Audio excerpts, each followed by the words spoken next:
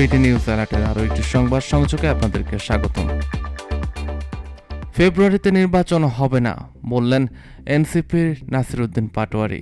ফেব্রুয়ারিতে জাতীয় নির্বাচন ঘোষণাকে কেন্দ্র করে সংস্কার ও নতুন সংবিধান বাস্তবায়ন নিয়ে শঙ্কা প্রকাশ করেছেন জাতীয় নাগরিক পার্টি এনসিপির মুখ্য সমন্বয়ক নাসিরউদ্দিন পাটোয়ারি। মঙ্গলবার 12 আগস্ট রাজধানীর কৃষিবিদ ইনস্টিটিউশনে জাতীয় যুব শক্তি আয়োজিত যুব সম্মেলনে তিনি বলেন, ফেব্রুয়ারিতে নির্বাচনের ডেট ঘোষণা হয়েছে, কিন্তু ফেব্রুয়ারিতে নির্বাচন হবে না। ফেব্রুয়ারিতে নির্বাচন হলে সংস্কার ও নতুন সংবিধানের জন্য যারা শহীদ হয়েছিল তাদের জীবন ফিরিয়ে দিতে হবে সরকারকে। তিনি আরও বলেন, সংস্কার এবং নতুন সংবিধান ছাড়া নির্বাচন হলে মায়ের বুকে সন্তানদের ফিরিয়ে দিতে হবে।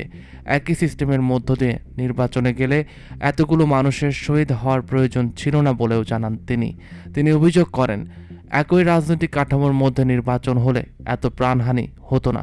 তরুণদের উদ্দেশ্যে তিনি বলেন, গণভবনের মতো বঙ্গভবনের পতনও তরুণের হাত ধরেই হবে।